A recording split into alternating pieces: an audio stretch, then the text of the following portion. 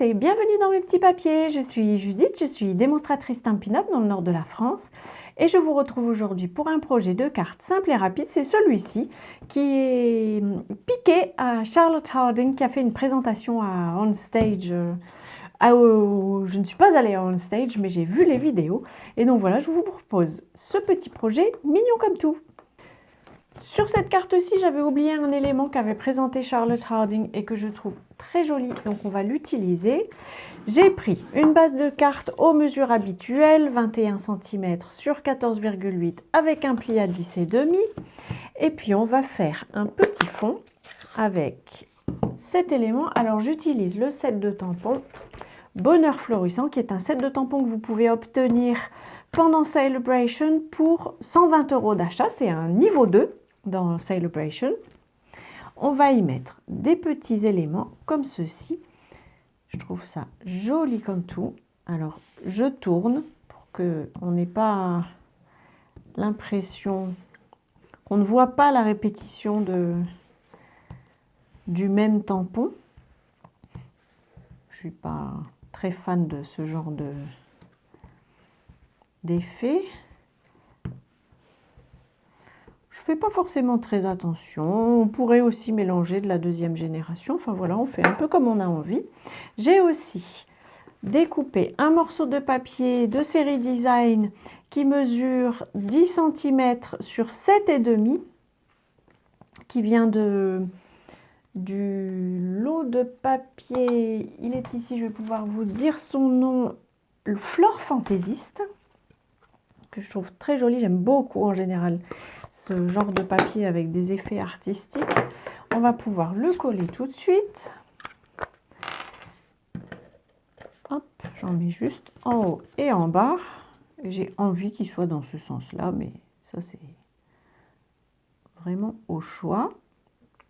Pour pouvoir, de la même manière qu'ici, faire une petite illustration, j'ai découpé un morceau de papier blanc que j'ai perdu. Il est ici, qui mesure de mémoire 8 cm, oui c'est ça, 8 cm sur 6. Je voulais avoir de la place pour pouvoir placer sur ce set de tampons la petite fleur. Je vais la tamponner en gris souris. J'aurais pu la faire en sable du Sahara, peut-être, je ne sais pas. Je vais en mettre une ici et puis peut-être une ici. Hop, donc j'ai un petit bout qui est tamponné à côté. J'ai mon Stampin' Scrub ici en dessous, que vous ne voyez probablement pas à la caméra. Mais donc j'y ai mis 2 coups de pchit. Ça me permet de récupérer le bloc parce que je pense qu'il va me servir. Et puis pour la mise en couleur, rien de plus simple. Dans ce set de tampons, on a les parties intérieures pour colorier. Alors,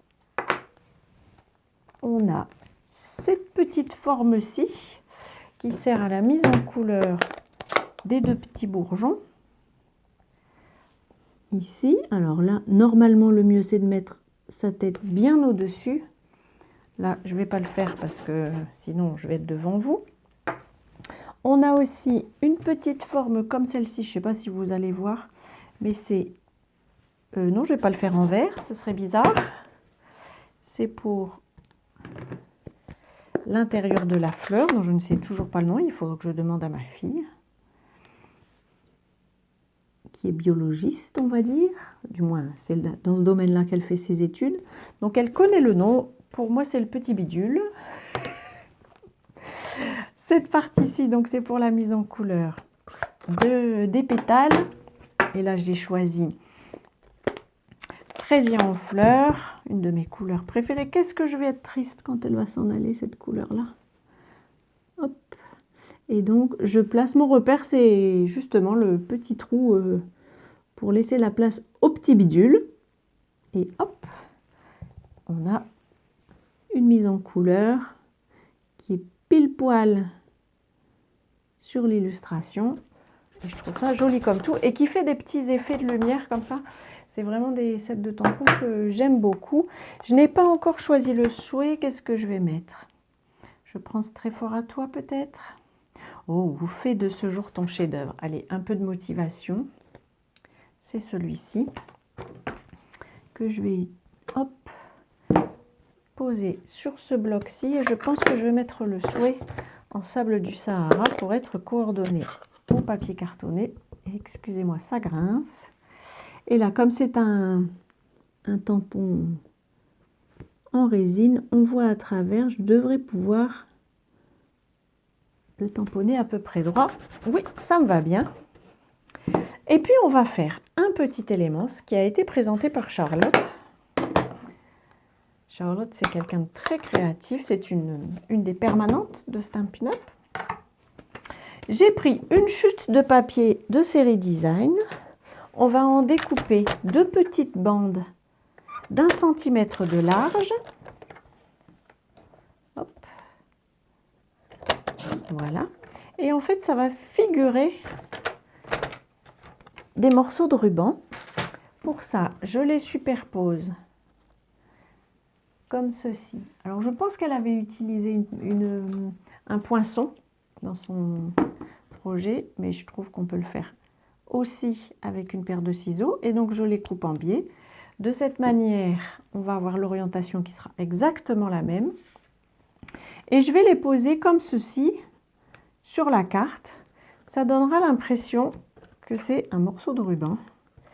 Et je trouve ça très malin. Je trouve que c'est une super idée. C'est chouette comme tout. Donc, si vous n'avez pas de ruban, mais que vous avez des tas de chutes de papier comme moi, personnellement, c'est mon cas, et bien vous pouvez utiliser cette astuce-ci. Hop, je pose, parce que j'ai envie de surélever, quelques mousses sous ma carte. Alors, dans son projet, Charlotte avait mis aussi un peu de ficelle à rôti, je pense. Mais là, je vais m'en tenir à ce format-là. J'essaye juste d'enlever les protections. Et je ne sais pas pourquoi, mais j'y arrive moins sur les petites que sur les grandes. Et donc, je vais essayer de me mettre droite pour que mon souhait soit droit aussi. Et donc, c'est pareil, elle avait utilisé aussi un poinçon pour faire une jolie étiquette. Comme la semaine dernière, j'avais envie que ce soit un projet très simple, que vous puissiez réaliser. C'est le principe de mes cartes simples et rapides, que vous puissiez réaliser avec un matériel minimum. Donc là, pour obtenir ce set de tampons, ben justement, vous pouvez commencer à acquérir un matériel minimum, un coupe-papier, je dirais, quelques blocs comme ceci. Un peu de papier et d'encre, et puis une fois que vous êtes arrivé à 120 €, vous pourrez avoir le set de tampons. Et franchement, il y a tout un tas de cartes, vous en aurez probablement déjà vu sur mon blog. Voilà, j'espère que ce projet vous aura inspiré. Il est vraiment adaptable avec plein d'autres illustrations. D'ici à notre prochaine rencontre, j'espère que vous passerez de belles journées créatives. Et bien entendu, je vous embrasse!